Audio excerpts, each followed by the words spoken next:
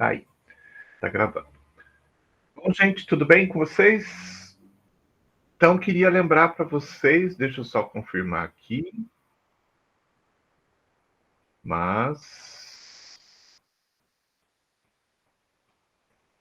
Isso mesmo, sexta-feira que vem, vocês têm a apresentação do projeto de vocês, certo?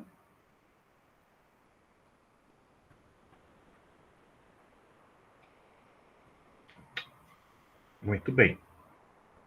E aí o que acontece? A apresentação vai ser feita presencial, certo?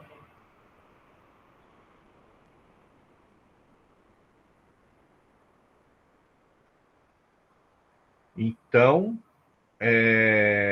a gente vai se encontrar, né? Horário normal de início de aula. E. Deixa eu abrir aqui. E pelo que eu vi das regras, deixa eu achar as regras. Não vou conseguir achar agora. Mas vocês têm de 5 a 10 minutos para fazer a apresentação, né? Eu vou pedir para vocês ficarem bem próximos dos 5 minutos, um pouquinho mais de 5 minutos, para que essas apresentações elas sejam rápidas, vai ser vocês e outra turma, apesar de que a outra turma é bem pequena, porque depois, a gente terminando essa apresentação, a gente vai para o laboratório, para apresentar o laboratório para vocês, para que a gente já comece as nossas aulas práticas, tá? Então, assim, quanto mais tempo demorar essa apresentação, menos tempo a gente vai ter para subir para o laboratório. Então, se vocês puderem ficar dentro daquele prazo mais próximo do mínimo, mais tempo a gente vai ter para subir e vocês conhecerem o laboratório e tal. Então, vai depender muito disso. Eu não lembro como que está constituída os grupos de vocês. São grupos de 2 ou 3 alunos ou mais? Eu não me lembro mais.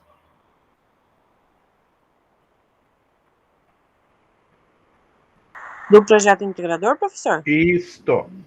São 5 alunos. 5 alunos? Então vai um pouco mais rápido do que eu estava imaginando. Eu estava achando que eram 2, 3 alunos, que eu me lembro de grupo que tinha, se eu não me engano, 2 ou 3 alunos.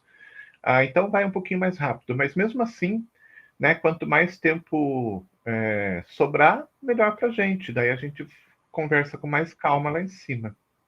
Tá legal? Fala, Doro. Bom dia, professor. Bom Eu dia. queria tirar uma dúvida. Quando o professor passa as informações, tipo, se vai ter aula ou não, ou referente a algum conteúdo, para qual representante o professor passa? Para aquele que estiver mais perto.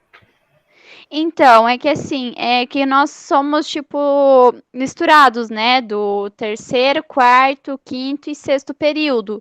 Então, assim, as informações que são passadas para mim, eu passo só para o terceiro e quarto período, que é da minha turma. Por que O que é vocês não podem passado para o passar quinto para e sexto, tudo? elas passam somente para a turma delas. Então, fica tendo esse desencontro de informações, daí por isso que às vezes eu acabo mandando mensagem para o professor repetindo a pergunta, porque eu não recebi a informação.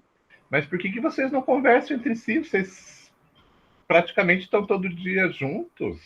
Eu entendo, professor, mas é complicado. Não dá certo, sabe? Eu já comentei essa situação com a professora Ronise, mas não tem muita conversa. Então, assim, se for possível, Mas se vocês, o hein? professor puder enviar as informações para mim, que sou representante do terceiro e quarto período, para eu poder passar para a turma, fica mais fácil, porque senão a gente fica sem saber nada.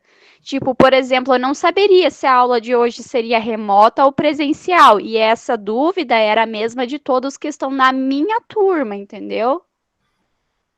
Tá bom, eu posso fazer isso, mas olha, sem comentários, viu?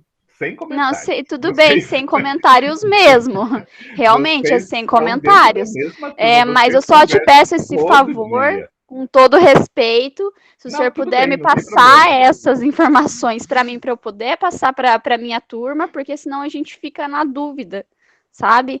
Aí, às vezes, a gente recebe informação muito em cima da hora, a gente tem que correr atrás de informação, e isso não é legal, sabe? Então, Não, assim, eu estou claro, pedindo diretamente para o professor, me entendendo com o professor, para a gente poder chegar num acordo. sem problema. Então, fazer um grupo, né, de representantes também não adianta. Para passar a mesma Não informação a vez. adianta, a não ser que seja assim, a gente faça um grupo com a representante do quinto e sexto, e comigo que é do terceiro e quarto, aí o professor coloca a informação lá, aí eu distribuo para minha turma e elas distribuem para a turma delas, entendeu? Se de repente assim dá certo, entendeu?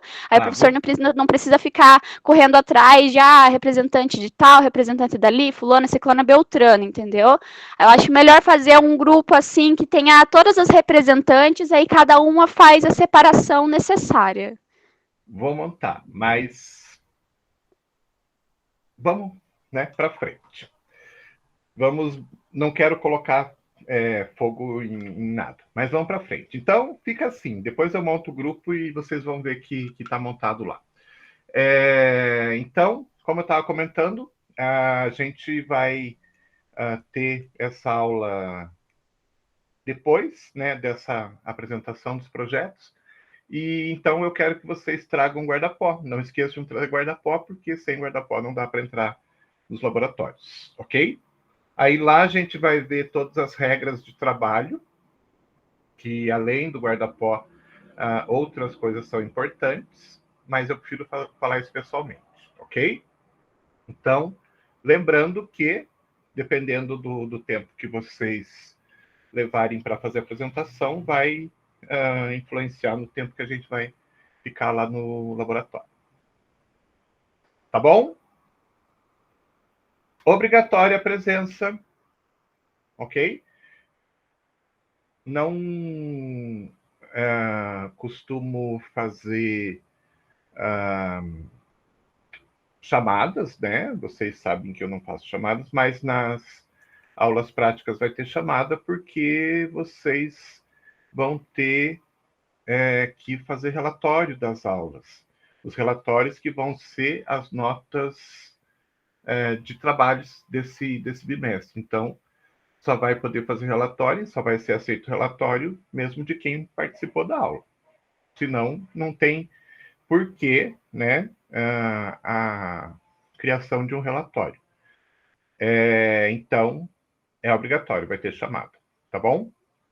Mas eu não posso, sinto muito, é horário de aula e todo mundo tem que estar presente. É obrigação dos alunos estar presente nos horários de aula. Se eu estivesse fazendo fora do horário, eu não ia cobrar presença de ninguém, mas como é no horário, não tem desculpa. Ok? Alguma dúvida em relação a isso?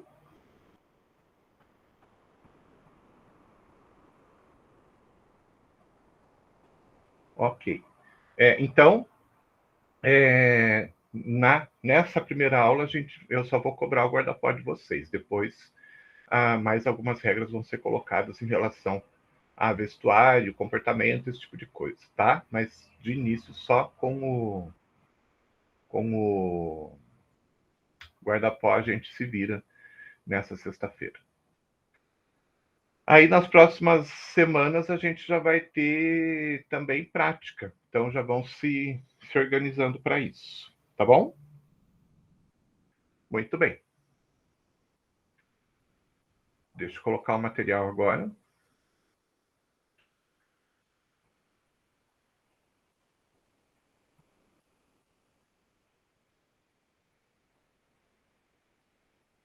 Já está aparecendo aí para vocês? Sim, professor. Beleza.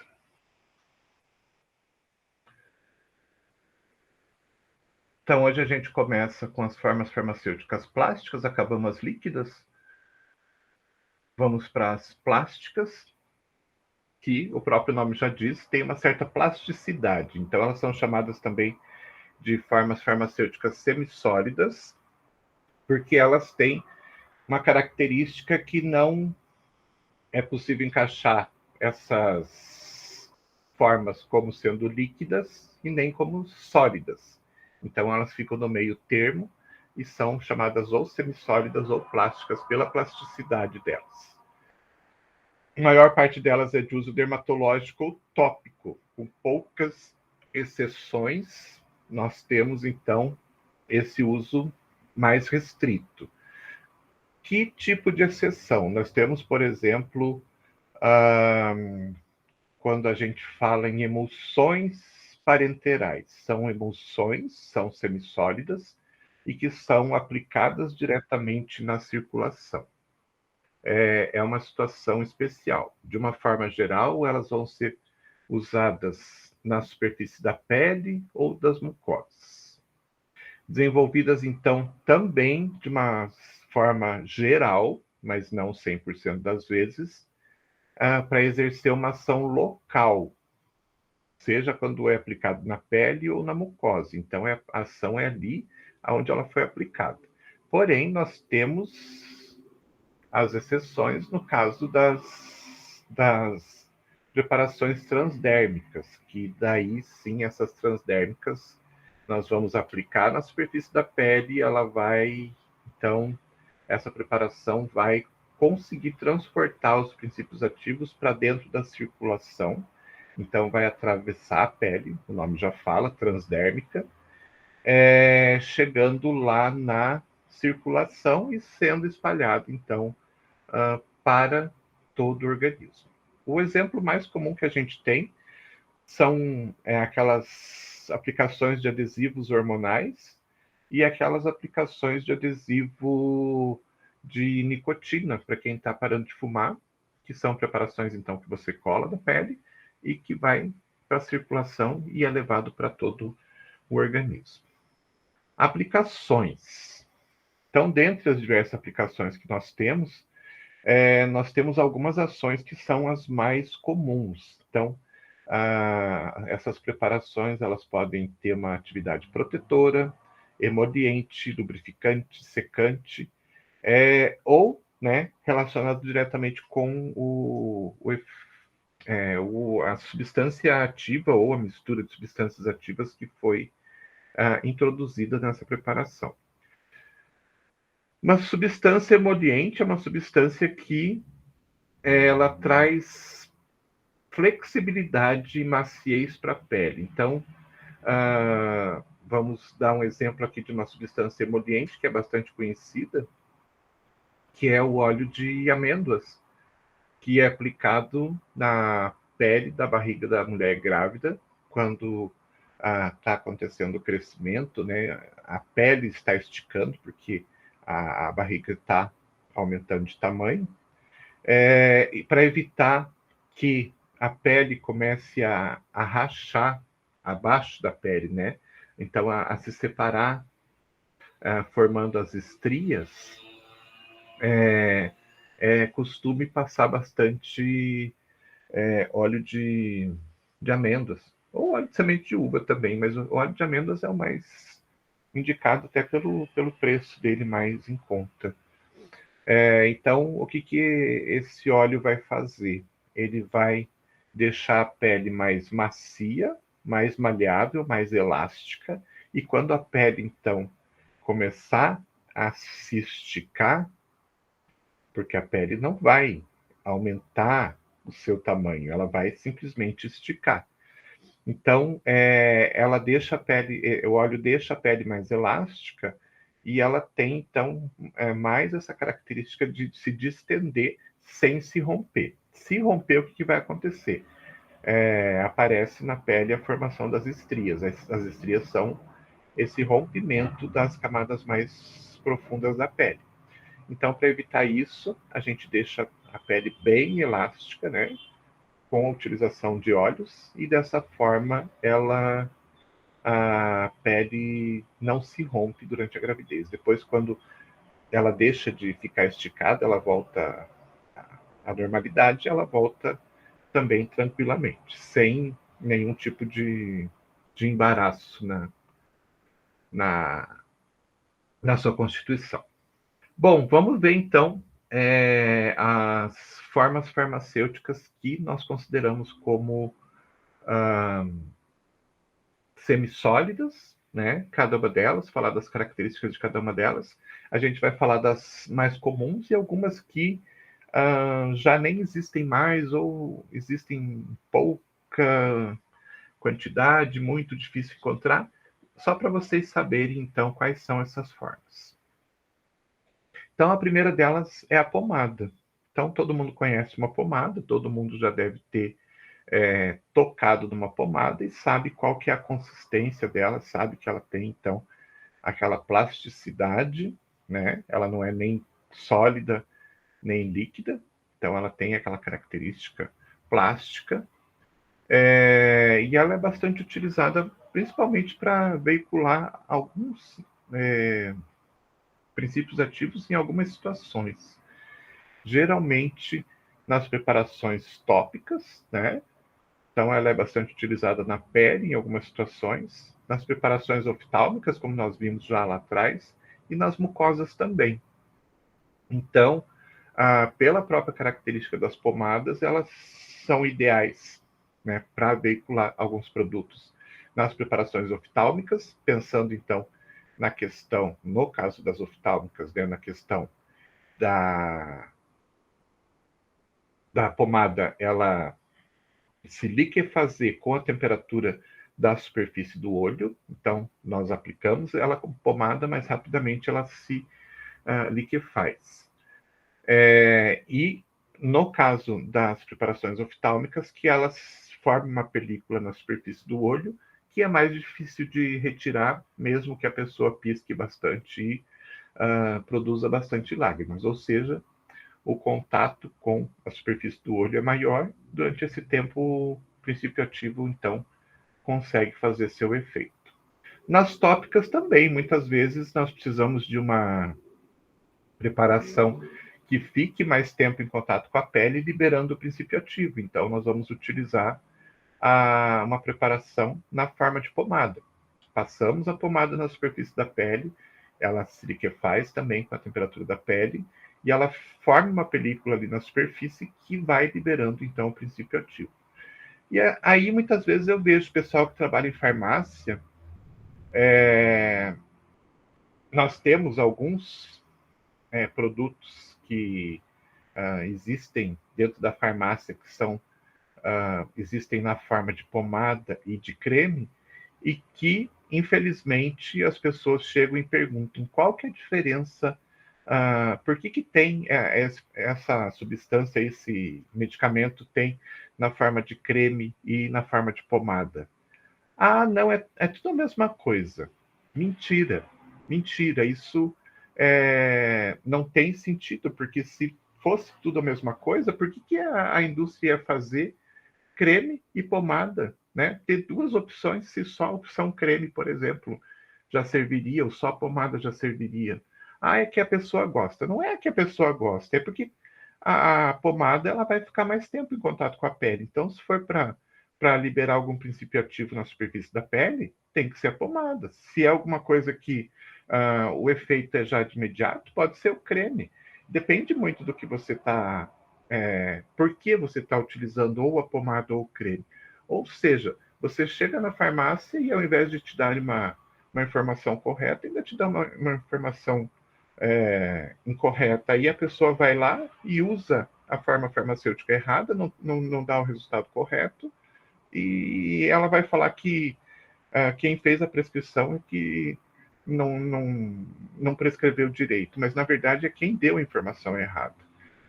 E por que isso acontece? Muitas vezes, porque você chega na farmácia e a farmácia só tem uma das formas farmacêuticas para venda. Aí, para não perder a venda, a pessoa vai lá e empurra a forma farmacêutica errada. Então, cuidado com isso. E não caio nessa história de que é tudo a mesma coisa, porque não é a mesma coisa. Porque não teria sentido, então, a indústria fazer dois produtos com o mesmo princípio ativo, na mesma forma plástica, se fossem exatamente a mesma coisa. Porque o cliente prefere um, porque o cliente prefere o outro. O cliente, na verdade, quando ele precisa do medicamento, ele não tem essa questão de ficar tendo preferência. Ele vai utilizar mesmo que o produto não seja o melhor produto do mundo. Como acontece, por exemplo, com o shampoo anti-caspa. Todo mundo sabe que os princípios ativos do shampoo anti-caspa ressecam o cabelo. Mas você para acabar com a caspa, você sabe que você vai ter esse efeito de ressecamento do teu cabelo e você acaba aceitando isso. Então não caio nessa, porque não tem sentido esse tipo de narrativa. Então as preparações tópicas, né, que vão lá na superfície da pele, elas vão ficar mais tempo e elas vão liberar melhor o princípio ativo ali dentro, ali na superfície da pele. Ou, né, em alguns casos, até que você usa uma pomada numa ferida aberta, vai liberar mais o princípio ativo ali, então fazendo o efeito melhor. E a gente tem também as pomadas que são usadas nas mucosas, e elas vão ter... principalmente quando a gente fala da mucosa da boca, elas vão ter uma característica um pouco diferente, que a gente vai falar mais lá na frente. Dentro do mercado, nós temos diferentes tipos de pomada, né, que elas são classificadas como pomada, mas que elas são preparadas e têm características diferentes. Então, dentro da classificação de pomadas, nós temos 3 tipos que a gente pode indicar. As chamadas hidrófobas, as que absorvem água e as hidrófilas. O que é cada uma delas? Hidrófobas, o próprio nome já diz, elas têm características de não se misturarem com a água. Então, as pomadas hidrófobas geralmente são constituídas só de matéria-prima oleosa. E a maior parte das vezes a matéria-prima é a vaselina. A principal, né, ou a única, é a vaselina. Muito bem. Então, é a vaselina. A vaselina é uma substância com característica oleosa. Ela é oleosa. Será que eu consigo adicionar um óleo nessa vaselina para incorporar um óleo nessa vaselina? Consigo. Será que eu consigo incorporar uma substância que se dissolve em óleo nessa vaselina para transformar essa pomada? Consigo. Será que eu consigo colocar alguma substância que tenha água nessa composição? Não. Por quê? Porque ela não vai se incorporar. A vaselina tem a característica de ela ser oleosa e ela não se ligar com absolutamente nada que tenha característica aquosa. Então, nós temos aí uma limitação para esse tipo de pomada. Ela se constitui só de óleos, então o próprio nome dela já diz, hidrófoba, tem medo de água, né? Então, se a gente precisar incorporar alguma substância aquosa, nós não vamos conseguir. Então, se eu tiver um princípio ativo que eu preciso dissolver ele na água para colocar dentro dessa pomada, eu não vou conseguir. Ok? Então, existe essa limitação para esse tipo de pomada. Então, a gente tem várias no mercado, porém, as substâncias que estão dissolvidas ali nessa pomada, todas têm que ser solúveis em substâncias oleosas. Mas quando a gente tem uma substância que é dissolvida na água, que tem característica aquosa, daí a gente vai ter que partir para uma outra situação, que são as pomadas que absorvem água. Para eu ter a característica de pomada, eu vou continuar utilizando a vaselina na sua composição. Porém, eu vou adicionar uma outra substância que nós chamamos de lanolina, que é uma substância que é retirada do pelo do carneiro. A lanolina é um derivado de origem animal, vem do pelo do carneiro. E a lanolina ela tem uma característica bastante interessante. Ela tem uma... Deixa eu desenhar aqui. Ela tem a sua estrutura que uma parte dela, né, uma extremidade dela se liga com o óleo. E a outra extremidade ela tem característica de se ligar com substâncias aquosas. Então ela se liga com a água. Então o que acontece? Se eu faço uma mistura de vaselina com lanolina, essa parte aqui da estrutura da lanolina vai se ligar com óleo, né? Então, ela se liga com a vaselina. Então, eu consigo incorporar e misturar a lanolina na vaselina. E como essa outra estrutura, essa outra extremidade da lanolina fica disponível ali nessa mistura agora, se eu colocar alguma substância aquosa, eu vou conseguir incorporar ela naquela mistura de lanolina com vaselina. Só que é numa quantidade pequena, mas eu consigo colocar uma certa quantidade. Então, quando eu preciso adicionar alguma substância aquosa em uma pomada, e muitas vezes no meio da composição eu tenho outras substâncias que se dissolvem em óleo, eu vou fazer essa mistura de vaselina e lanolina. Dessa forma eu consigo colocar água e consigo colocar óleo. Então eu consigo incorporar tanto um grupo quanto o outro sem problema nenhum, só lembrando que a água, né, ou substâncias aquosas, elas vão ser incorporadas numa pequena concentração. Não consigo adicionar muita quantidade, mas eu consigo pelo menos adicionar alguma quantidade de água ou substâncias aquosas. E se eu tiver só substância aquosa e em grande quantidade, o que eu vou fazer? Aí eu vou utilizar a terceira possibilidade, que são as pomadas hidrófilas. Então, as pomadas hidrófilas são pomadas que elas são mais recentes, essas pomadas elas foram criadas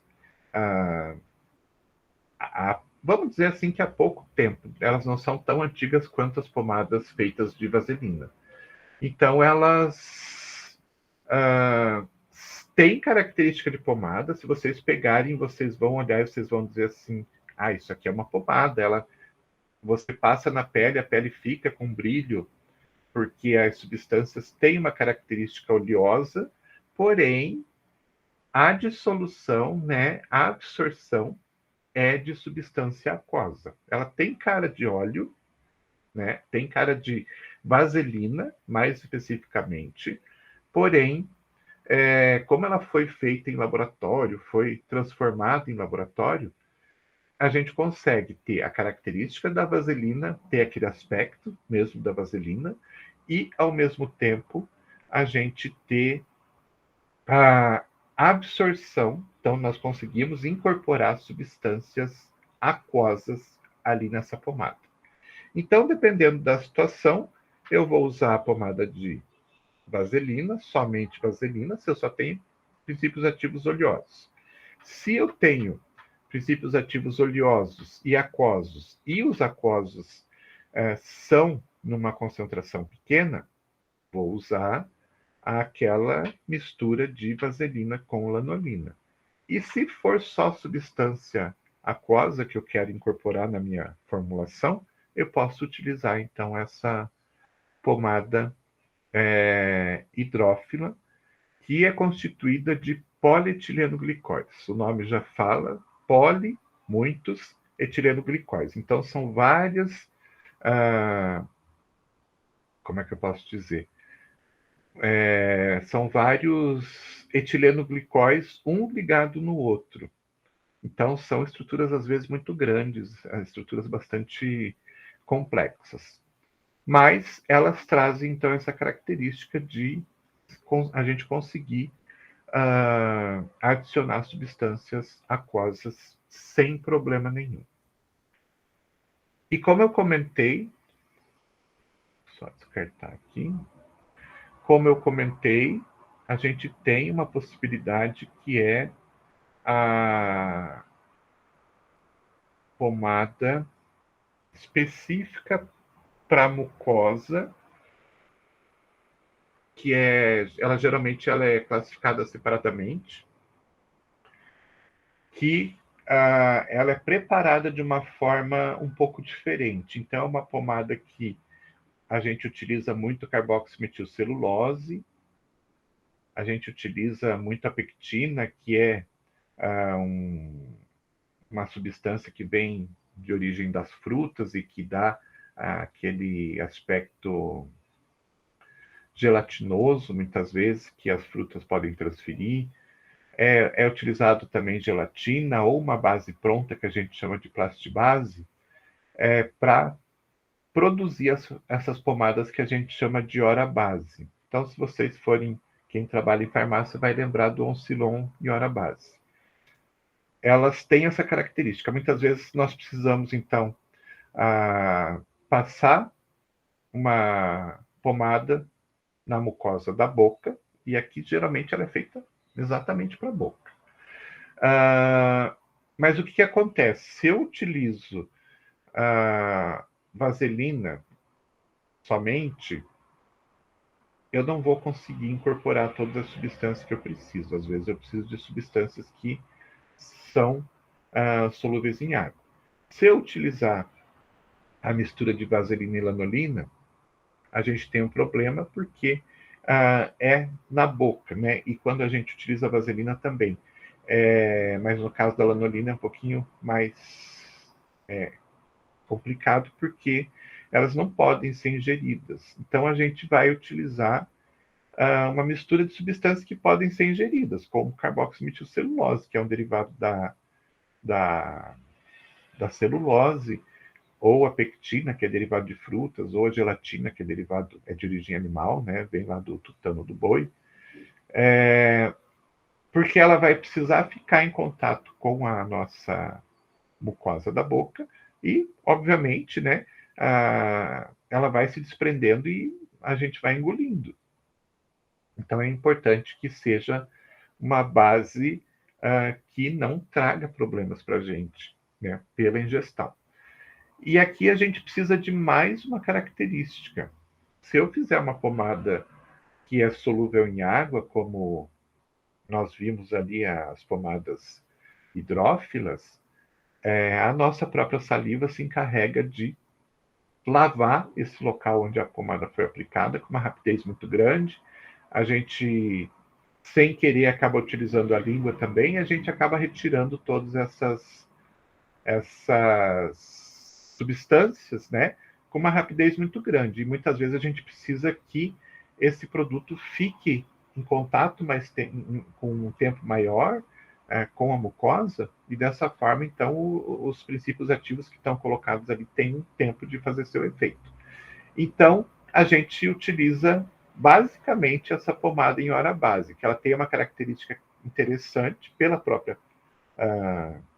próprias substâncias que a gente utiliza, que ela forma uma película quando você passa na mucosa oral. Quando ela entra em contato com a saliva, ela forma uma película na superfície onde você passou, e essa película é de difícil retirada. Então, é como se formasse uma capinha protetora ali onde você passou, e essa capinha ela se gruda bem na mucosa e ela não sai com facilidade. Então, todo mundo que já usou a Oncilon, por exemplo, sabe o que eu estou falando. Você passa, entrou em contato com a saliva, ela forma uma películazinha que a gente sente e a gente percebe que a própria saliva não consegue dissolver ela com facilidade.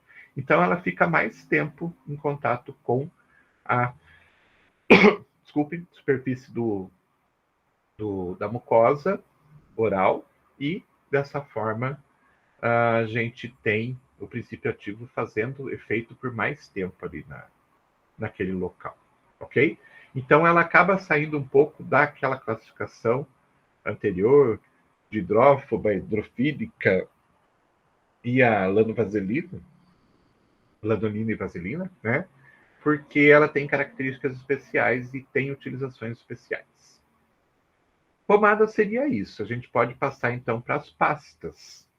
As pastas hoje elas não são tão utilizadas como antigamente. Antigamente elas eram muito mais utilizadas, porém, né, a gente ainda vê no mercado aí algumas pastas sendo utilizadas. Mais comumente você vai encontrar a pasta d'água, né, que é utilizada muito para assadura de criança, queimadura, picada de inseto. É um produto que é bastante barato, né, e que tem bastante utilidade. Então, quem trabalha em farmácia deve lembrar da pasta d'água que está lá no varejinho geralmente, né? E que muitas vezes é utilizado para esses fins e outros fins mais. Apesar de não ter assim muitas preparações na forma de pasta, nós temos dentro da farmácia de manipulação, eu acredito que tem uma demanda maior do que na farmácia de dispensação, você comprar a pasta pronta. Eu sei que na farmácia de manipulação, de uma forma geral, é preparado mais do que sai em farmácias de dispensação. Conceito. São formas farmacêuticas que contêm na sua composição uma proporção de pó igual ou superior a 20%. Então, a pasta, né, o nome pasta, está ligado à quantidade de sólidos pós que tem nessa composição. Então, tudo aquilo que, independente da forma como foi preparado, se eu adicionar pó numa quantidade que seja superior a 20% da composição daquele produto, obrigatoriamente eu chamo de pasta. Exemplo, a gente tem pasta de dente, creme dental e gel dental. Qual que é a diferença de cada um? O gel é feito, né, com polímeros, que a gente vai ver os géis mais à frente, mas ele é feito com polímeros e água, basicamente. Então, não é como uma emulsão, que é o caso do creme, onde a gente tem uma mistura de água e de óleo. Então, o creme é uma mistura de água e de óleo. O gel é um produto onde a gente tem só água e um polímero que incha, quando incha entre aspas, porque depois eu vou explicar, quando em contato com a água, e ele forma aquele gel que a gente conhece.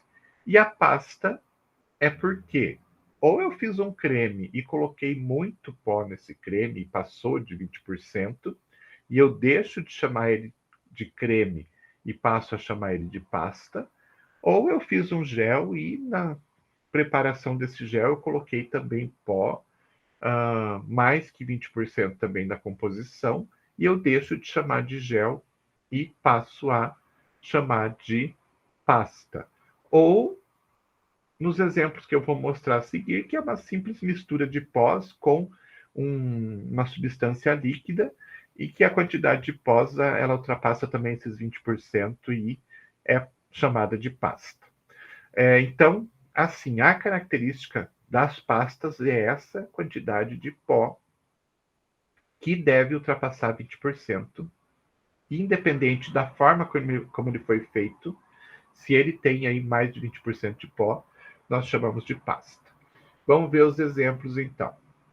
Algumas que são bastante comuns e que estão nas farmacopeias. A pasta d'água, que é uma mistura de óxido de zinco, talco, glicerina e água, em quantidades iguais. Então, se eu vou fazer, por exemplo, 100 gramas de pasta d'água, eu vou usar o quê? 25 de cada uma desses componentes. Então, eu vou usar 25 gramas de óxido de zinco, 25 de talco, 2 pós, 25 de glicerina e 25 de água. Ou seja, eu tenho metade, 50% da composição é de pós. Óxido de zinco mais talco dá metade da composição. Aí eu já tenho, então, uma forma farmacêutica que eu vou chamar de pasta. Passou de 25%, de 20%, passou. Então, é pasta. Pasta de laçar. Tenho 25% de óxido de zinco mais 25% de amido. Aí nós já temos também 50% de pó. E a vaselina sólida? Vaselina sólida é vaselina sólida, ela não é um pó, né? Mas, como eu tenho 50% somando óxido de zinco com amido, eu tenho aí também uma pasta. Pasta de una. Óxido de zinco, 15%, gelatina, 15%. Os dois são pós. Somando já dá 30%, então eu já posso chamar essa preparação de pasta. Ok? Então, sempre que tiver 20% a mais de pós na composição, pode chamar de pasta. Eu comentei dos géis, né? Então, os géis são substâncias que têm, digamos assim, que caíram no gosto popular, foram popularizadas a partir da década de 80. Até a década de 80, basicamente, a gente não tinha gel no mercado. Então, era muito difícil a gente encontrar uma preparação que fosse na forma de gel.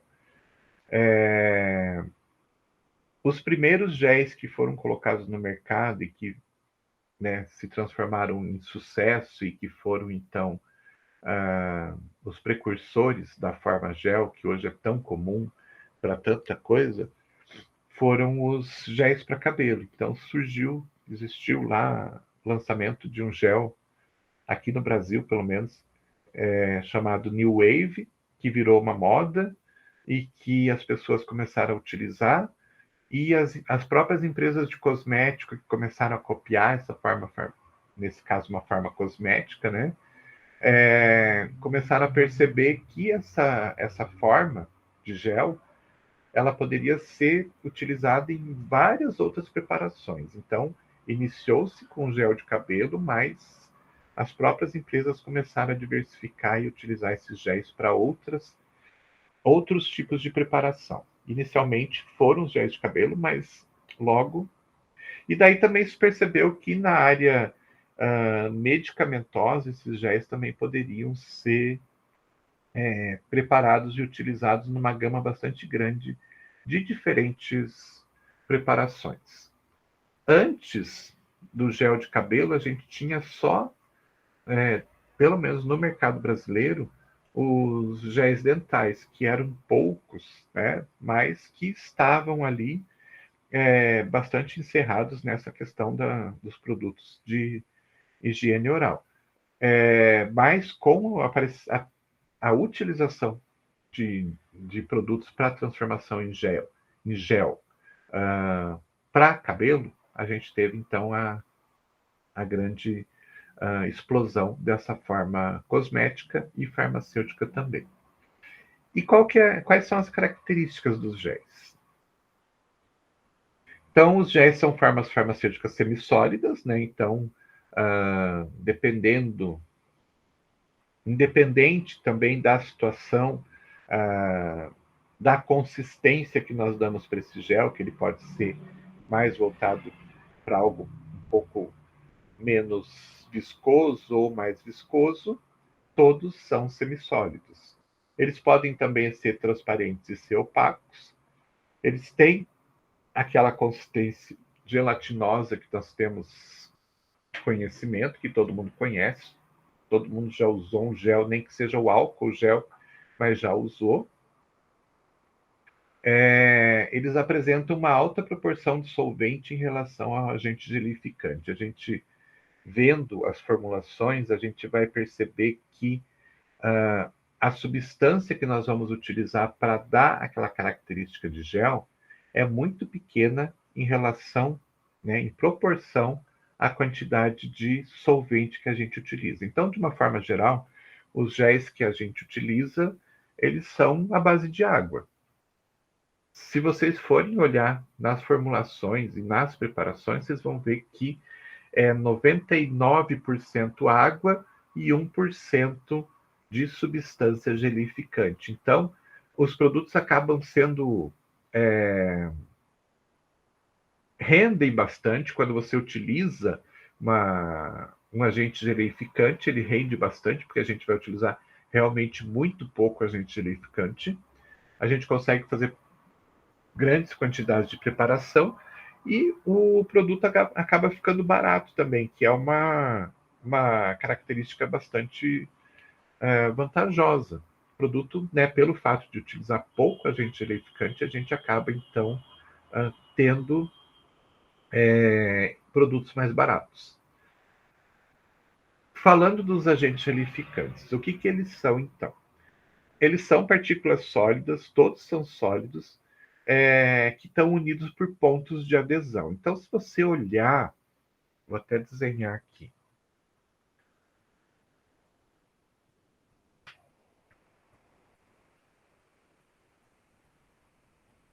Se você pegar um pouquinho desse agente gelificante que você vai utilizar e olhar no microscópio, você vai ver que eles têm estrutura linear, mas que muitas vezes cada uma dessas estruturas, uma dessas cadeias do gel, né, eles estão ligados entre si por pontos de adesão, ou seja, muitas vezes eles têm ligações químicas entre si. Por exemplo, aqui a gente tem uma ligação química, né, entre duas partículas, estruturas de gel. Aqui a gente tem, né, também, aqui também. Então, em diferentes pontos da sua estrutura, eles acabam se ligando com outras estruturas, né? Então, eles acabam formando mais ou menos uma rede. Quando a gente coloca, então, esse pó dentro de um solvente, no caso a água, ou uma mistura de água com álcool, ou mesmo álcool, quando a gente está fazendo álcool gel, por exemplo, eles acabam se espalhando dentro daquela estrutura, mas eles continuam formando essas redes, eles se espalham, mas eles se unem novamente e formam esse tipo de rede, só que essa rede aqui é tridimensional, então tem partículas que vão daqui de trás, da frente lá para trás, tem algumas que vão de um lado para o outro. Então, é como se fosse uma. Imaginem uma bolinha de algodão, um pouquinho de algodão que vocês pegam e desfiam ele. Então, vocês tiram daquela bolinha de algodão uma pequena quantidade, o que vocês vão ter? Vários filamentos se cruzando para todos os lados. Então, aqui acontece a mesma coisa. Eles se espalham dentro desse líquido e, ao mesmo tempo, eles formam essa estrutura tridimensional. Essa estrutura, então, o que acontece? Existe essa formação dessa ramificação e, no meio dessa ramificação, gotículas de água acabam sendo armazenadas. E, visivelmente, né, visualmente falando, quando a gente faz esse processo de colocar esse agente gelificante na água, o que acontece é que, como as partículas de água ficam armazenadas no meio dessa estrutura, dessa rede que se formou, visualmente a gente percebe essa situação pelo aumento de viscosidade do líquido. Então, é aquilo que a gente faz em casa, por exemplo. Vou fazer um mingau de maisena. O que eu faço? Eu coloco a maisena no leite, né, no caso, e começo a aquecer. A estrutura da maisena, que também é um polímero, ela vai começar a formar essa rede aí e vai segurar as gotículas de leite dentro dessa estrutura. E o que vocês vão perceber que vai acontecer? Vai, entre aspas, engrossar, aumentar a viscosidade. E é isso que acontece. Essa dispersão do solvente e a formação dessa rede tridimensional vai visualmente se mostrar para a gente na forma de aumento de viscosidade. Transformar a água em uma substância gelatinosa, ok? Mesma coisa com a gelatina. A gelatina também é um agente gelificante que faz esse mesmo efeito. A gente tem várias substâncias no mercado. Então, basicamente é isso. Alguns processos, né, alguns agentes gelificantes, eles precisam de aquecimento para que isso venha acontecer. Outros não precisam. Às vezes, só o processo de você adicionar esse agente gelificante no solvente, na água, o processo já começa a ocorrer. Às vezes, com agitação é mais rápido, mas já começa a ocorrer. Alguns precisam de aquecimento. Alguns a gente precisa ajustar o pH. Ele só forma esse gel em uma determinada faixa de pH. Então, a gente tem essas características, né? Porque a gente tem um monte de agentes gelificantes no mercado, cada um deles tem características diferentes para a formação desse gel, mas todos vão formar essa mesma estrutura da mesma forma. A característica o mecanismo de ação é o mesmo praticamente para todos. Características desejáveis. Então, produzir gelificação a baixa concentração. Então, se a gente tiver que utilizar uma concentração muito grande para transformar aquele líquido num gel, vai ficar mais caro. Então, o ideal é que a gente utilize pouca quantidade. Ele tem que dar estrutura ao veículo, então ele tem que deixar o veículo homogeneamente gelificado, tá? Ele tem que ser inerte e inócuo. Ele não pode, então, ter nenhum tipo de ação, né? E trazer nenhum tipo de problema na sua utilização. Possui aplicação fácil e agradável e apresentar um baixo custo. Essa questão de possuir aplicação fácil e agradável, dependendo da substância que a gente tem, pode trazer uma sensação um pouquinho menos agradável, como vocês já devem ter percebido em alguns géis, principalmente a gente usando álcool gel direto aí, que alguns deixam a pele um pouquinho mais grudenta, né? Não deixa uma sensação muito boa, alguns desaparecem com facilidade, então mais agradável de utilizar e tudo mais. Então depende muito do que a gente utiliza para produção do gel. Agentes gelificantes, então todos são polímeros, todos são estruturas de cadeias longas, né? E existem agentes gelificantes de diversas derivações. A gente tem, por exemplo, os derivados de celulose, que são os mais antigos, entre aspas, são os primeiros que foram usados, né, para produzir cosméticos e produzir medicamentos. Então, a maior parte deles começou lá com os derivados de celulose, depois a própria indústria foi criando novos agentes gelificantes, mas os primeiros estão aí na celulose e seus derivados. O principal deles, carboximetilcelulose, ou conhecido como CMC. Ele tem característica aniônica, então ele tem carga, né? E essa carga é bastante importante, porque dependendo da substância que a gente for adicionar, né, pode ser que tenha reação e ocorra uma incompatibilidade. Então, quando eu dissolvo, né, eu misturo ele no líquido, ele vai ficar com cargas negativas. Então, produtos com carga positiva vão se ligar a essas substâncias de carga negativa e vai dar incompatibilidade. O produto não vai funcionar. Ele pode precipitar, ele pode perder a característica de gel. Eles são estáveis na faixa de pH entre 2 a 12, ou seja, pH não afeta, né, o carboximetilcelulose, o seu gel. É incompatível com a maioria dos anfóteros. Anfóteros são aquelas substâncias que, dependendo do meio, eles vão adquirir carga positiva ou negativa. Se eles já adquirirem carga negativa, vai ter incompatibilidade, né? E são muito utilizados nos géis dentais. Por quê? Porque eles são comestíveis. Então, se alguém engolir um gel dental, não vai ter problema, porque não tem problema a sua ingestão. Hidroxietilcelulose já é um derivado que veio depois, ele é chamado de natrosol. Ele é não iônico, ou seja, ele não tem carga nem positiva nem negativa. Aí o que acontece? A gente consegue colocar a maior parte dos produtos, independente da carga dos produtos. Estável também na faixa de pH 2 a 12.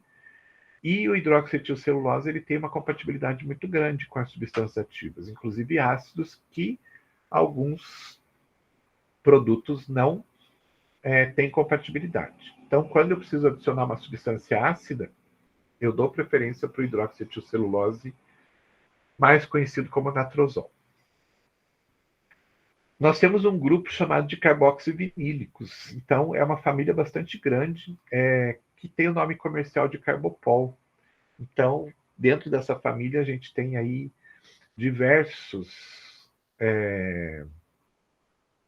produtos com o nome carbopol, mas sempre vem com depois do nome carbopol vem alguma característica, alguma coisa que vai diferenciar ele. E dentro desse grupo ele já foi extremamente estudado e desenvolvido, acabou-se criando uma família bastante grande. Então todos são carboxivinílicos, Tem o nome de Carbopol, porque é o nome comercial e registrado, porém, a gente precisa dar uma olhada sempre em cada um dos polímeros que a gente está utilizando, porque a gente tem, por exemplo, Carbopol 940, ele tem certas características, Carbopol U3, ele tem certas características, Carbopol 934P tem certas características, Carbopol 2020 tem certas características, e essas características estão muito ligadas com a facilidade ou dificuldade de dissolver esse produto. Alguns deles têm características de ser mais facilmente dissolvíveis, outros menos facilmente. Alguns têm característica de aguentar ácido, outros não têm. Alguns são comestíveis, outros não são. Então, a gente precisa ficar muito atento sempre na descrição de cada um desses produtos da família dos carboxivinílicos. Todos têm uma característica igual de que a concentração de utilização é muito pequena, entre 0,5% e 1%. Então, é muito pouco para a gente utilizar, né, numa preparação. Então, para fazer 100 gramas de um gel, eu vou usar aí 0,5 grama de Carbopol. Então, é bastante reduzida essa quantidade. E todos têm uma característica também de que eles só se transformam em gel se estiverem próximos ao pH 7. Então, muitas vezes, na preparação, a gente vai precisar neutralizar esse produto para que ele fique dentro da faixa de pH 7 e seja, então, neutralizado, e daí ele forme o gel. Eletrólitos podem desestabilizar esse sistema, então a gente tem que tomar cuidado, principalmente com a água que a gente usa, conhecer a água que a gente usa, porque pode ter eletrólitos ali na água que podem, então, desestabilizar, ele perder a sua consistência. Eles são muito bons quando a gente tem uma quantidade bastante grande de álcool, então aceitam uma grande quantidade de álcool sem perder a consistência também. E dentro desse grupo, como eu falei, tem inclusive produto que pode ser ingerido, que é o Carbopol 934. Do resto da família, nenhum deles pode ser ingerido. E na questão de pH, né, como eu comentei anteriormente, eles têm que ser neutralizados. Se eu deixar um pH mais baixo, um pouco 6, 5, pode ser que, com o passar do tempo, esse produto venha passar a perder a sua viscosidade. Porém, se eu baixar de 4, passar para baixo de 4, 3, 2, na hora ele perde toda a viscosidade. Então, a gente não consegue adicionar nenhuma substância ácida, quero colocar um ácido glicólico, ácido hialurônico, qualquer ácido que seja, não dá para utilizar essa família de polímeros, porque eles vão reduzir o pH e, por consequência, de imediato eles vão perder a viscosidade. E são incompatíveis com substâncias catiônicas também. Então, a gente tem que tomar cuidado que substâncias que têm carga positiva, se a gente precisar adicionar, não é o ideal também, porque pode desestabilizar facilmente. E, por fim, a gente tem as emulsões. As emulsões, então, são os que a gente conhece como creme e loção, né? São substâncias que a gente já viu lá atrás, as emulsões orais, e que a gente vai voltar a comentar aqui. As características são as mesmas daquelas que a gente viu lá atrás. Substâncias oleosas, substâncias aquosas que, né, quando colocadas frente a uma substância que consegue se ligar com as duas, né, tanto com o óleo quanto com a água, formam essa forma farmacêutica ou cosmética que a gente vê aí na foto, né? Vamos voltar a falar do conceito, então.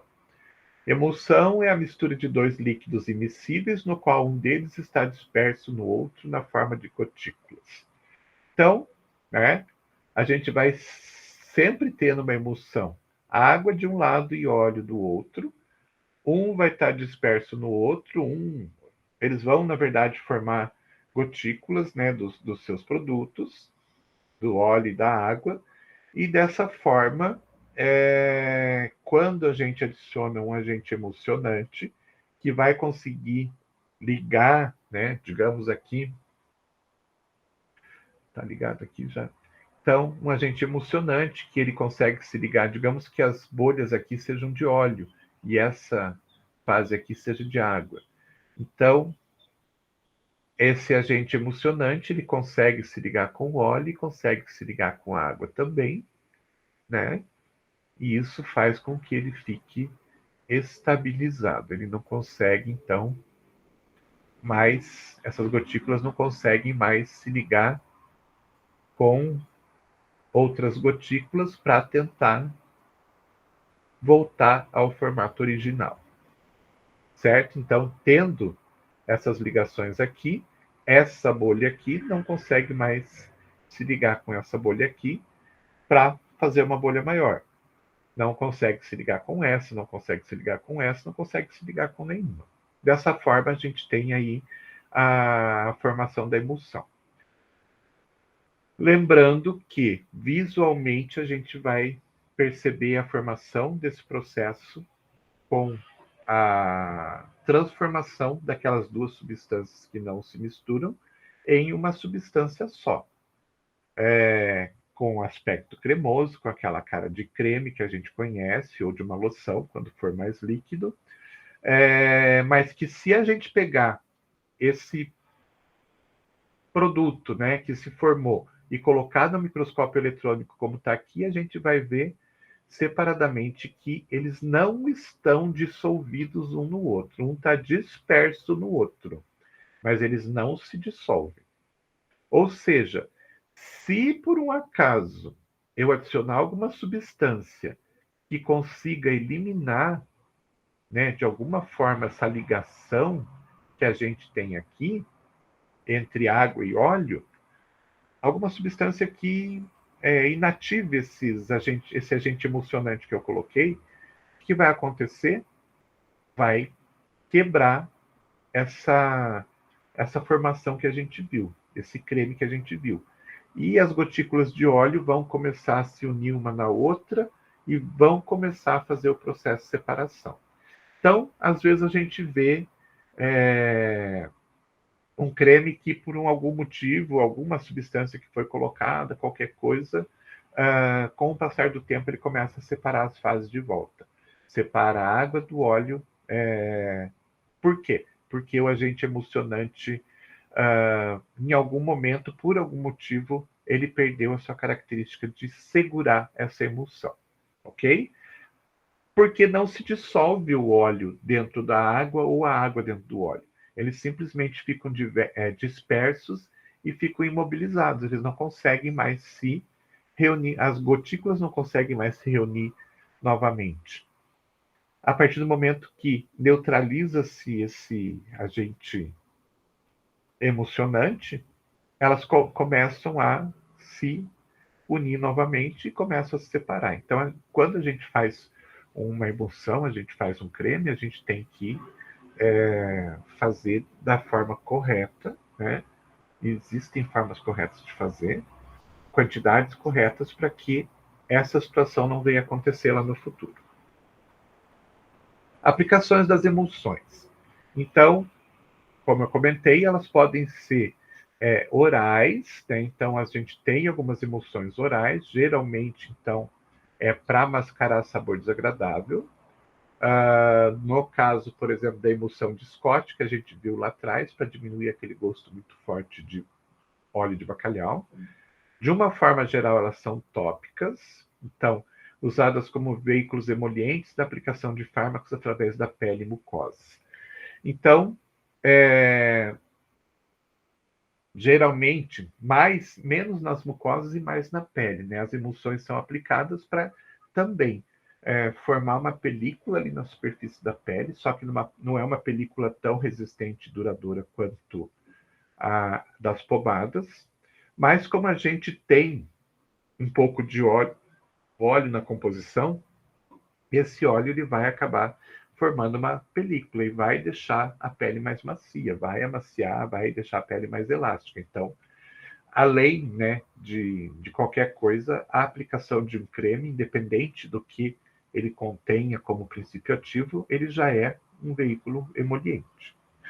E a gente tem as preparações parenterais, então usadas para veicular fármacos por via endovenosa. Preciso aplicar uma substância oleosa na circulação. Se eu aplicar diretamente o óleo na circulação, o que vai acontecer? Vai formar trombos, vai formar êmbolos dentro da nossa circulação e a gente vai ter um problema, né? Porque aquela quantidade de óleo que eu for aplicar ali, ela vai começar a se grudar nas paredes do vaso e vai, então, formar aqueles êmbolos que podem levar a uma embolia. Então, o que a gente pode fazer? Posso transformar numa emulsão. Aí o que a gente tem? A gente tem água e tem óleo ali dentro. O óleo está disperso no meio da água. Então, como ele está imobilizado, ele não vai conseguir fazer esses êmbolos. Então, ele vai ser transportado para dentro da circulação sem problema nenhum. Então, existem alguns medicamentos de uso parenteral que são utilizados substâncias emulsionadas. E qual que é a composição base de uma emulsão? Então, a gente já comentou sobre isso, né? Mas lembrando que a emulsão precisa ter água ou substância aquosa, óleo ou substância oleosa e agente emulsionante ou emulsivo, né? É a mesma coisa. Vocês vão ver também as pessoas falando como tensoativos, é tudo a mesma coisa. E substâncias auxiliares, substâncias que vão melhorar as características desse produto. Mas, se eu tiver óleo, água e o agente emulsionante, eu já consigo fazer uma emulsão simples. E que substâncias auxiliares podem ser colocadas? Antioxidantes, por exemplo, né? Se for um óleo de origem vegetal, por exemplo, ele tem uma tendência maior a oxidar. Então, para conservar melhor o produto, ele não oxidar com o passar do tempo, a gente pode adicionar um antioxidante. Vamos colocar conservantes, lembrando que como a gente tem óleo e a gente tem água, tem que ter um conservante que conserve a parte aquosa da emulsão e também conserve a parte oleosa. Então, muitas vezes a gente precisa colocar 2 conservantes.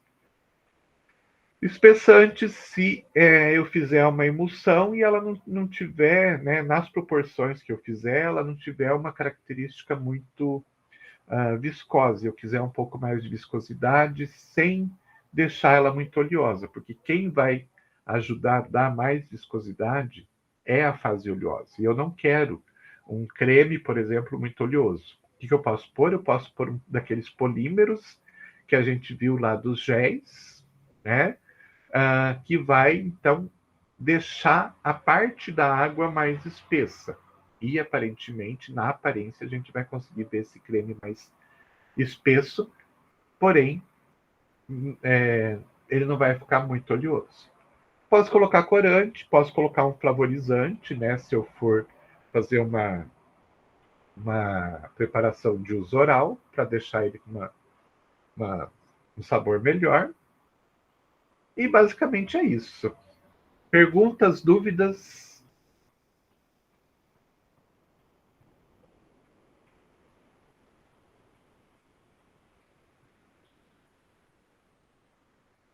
Tudo certo. Beleza, então. Então, não esqueçam, semana que vem do guarda-pó, tá? É fundamental para entrar na sala no laboratório, tá bom? Prof, após a apresentação, então, vamos para o laboratório, é isso? Isso. Claro, vai depender, assim, do horário. Se for horário de intervalo, vocês vão, fazem o intervalo, a gente vai depois. Vamos ver, vai depender muito de vocês, das apresentações de vocês, como que a gente faz depois, tá? Se tiver muito em cima da hora, talvez seja melhor a gente ir direto para o laboratório sem um intervalo, tá? Mas daí a gente decide na hora, a gente vê como que se comportou tudo e a gente decide na hora como fazer, tá bom? Dia 4, então tá certo. Vai ter aula no laboratório. Dia 4 e na outra sexta também já está reservado o laboratório. Ah, ok, então. Beleza. Tá? Beleza, então. Daí a gente conversa mais lá sobre as próximas aulas. Ok? Ok, professor. Bom final de semana para vocês, então. E daqui a pouquinho eu vou fazer o grupo, tá, Doro? Tá bom, obrigada, professor. Nada. Tchau para vocês, gente. Tchau, tchau.